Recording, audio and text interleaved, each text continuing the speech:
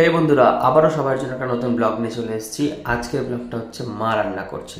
দেখতে পাচ্ছ মা এদিকে একদিকে ভেন্ডি ভাজা করছে, একদিকে পেঁয়াজ বসিয়ে দিয়েছে, পেঁয়াজ ভাজছে, আর এদিকে মশলা করছে দেখো। আর এদিকে হবে মাছের ঝাল, সিলভার কাপ মাছের ঝাল।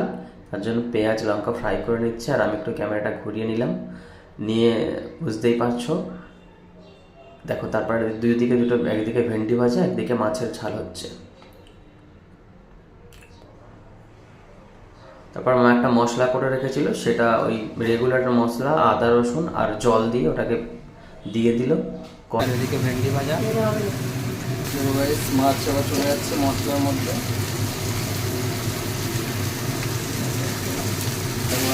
মাছের ঝাল হচ্ছে।